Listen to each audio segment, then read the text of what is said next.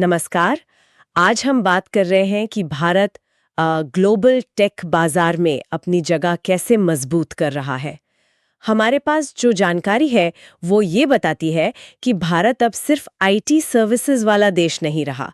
यहाँ एक बहुत बड़ा डिजिटल बदलाव चल रहा है। तो आज हम यही समझने की कोशिश करेंगे कि भारत किन खास टेक फील्ड्स में आगे बढ़ रहा है और दुनिया में अपनी पहचान कैसे बना रहा है। चलिए शुरू करते हैं। सबसे पहले बात करते हैं एआई यानी आर्टिफिशियल इंटेलिजेंस और दूसरी नई टेक्नोलॉजीज की।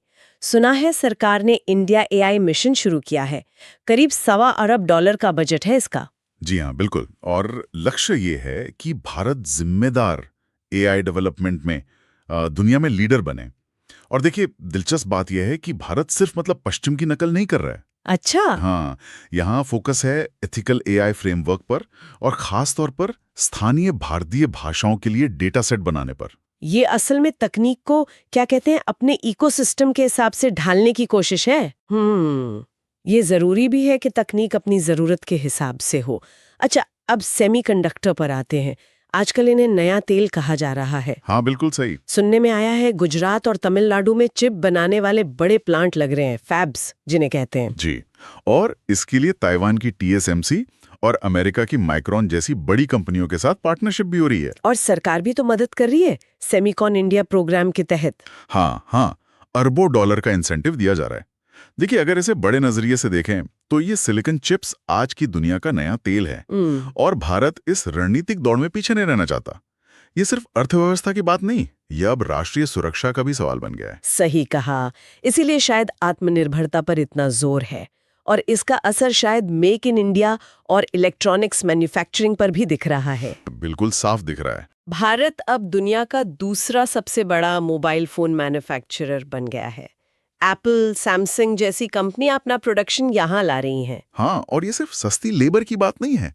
भारत का अपना घरेलू बाजार बहुत बड़ा है और कंपनियां अपनी सप्लाई चेन का रिस्क भी कम करना चाहती हैं। और क्या इसका फायदा सिर्फ विदेशी कंपनियों को हो रहा है या हमारे अपने ब्रांड्स को भी? नहीं, फायदा दोनों को है। देखिए ना, ओला और एथर जैसे हमारे अपने ईवी स्टार्टअप्स और दूसरे टेक ब्रांड्स को भी इससे काफी बढ़ावा मिला है। एक पूरा इकोसिस्टम तैयार हो रहा है। इकोसिस्टम की बात की आपने। तो ये मेक इन इंडिया वाला माहौल सिर्फ बड़ी कंपनियों तक ही नहीं है। स्टार्टअप्स का क्या सीन है? अरे, स्टार्टअप्स में तो बूम आया हुआ है। भारत में आज 110 से ज्यादा यूनिकॉर्न है। 110 से ज्यादा? जी, यूनिकॉर्न यानी वो स्टार्टअप जिनकी वैल्यू $1 अरब से ज्यादा है। जोहो, रेजर पे, जीरोधा जैसे नाम अब दुनिया भर में पहचाने जा रहे हैं। और ये किन क्षेत्रों में काम कर रहे हैं? ये SaaS मतलब software as a service, fintech, edtech, health tech, इन सब अहम फील्ड्स में इनोवेशन कर रहे हैं। ये दिखाता है कि भारतीय एंटरप्रेन्योर अब ग्लोबल प्रॉब्लम सॉल्व कर रहे हैं। वाकई कमाल है। और इन सब की नींव में शायद भारत का डिजिटल इंफ्रास्ट्रक्चर है, इंडिया स्टैक, जिसकी बहुत चर्चा होती है। हाँ, इंडिया स्टैक तो कमाल की चीज है।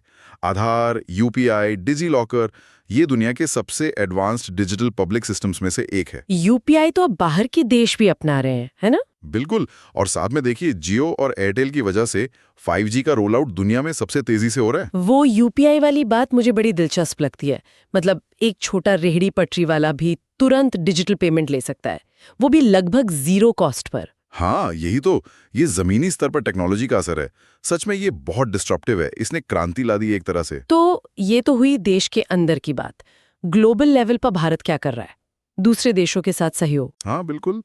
टेक स्टैंडर्ड्स बनाने और साइबर सिक्योरिटी जैसे मुद्दों पर Bharat America, Japan, Australia, EU इन सब के साथ मिलकर काम कर रहा है। और जो ग्लोबल पार्टनरशिप ऑन एआई यानी GPAI है, जो एआई के जिम्मेदार इस्तेमाल पर बनी अंतर्राष्ट्रीय संस्था है, उसमें भी भारत एक अहम प्लेयर है। ये अच्छी बात है कि नियमों को बनाने में भी भारत शामिल हो रहा है।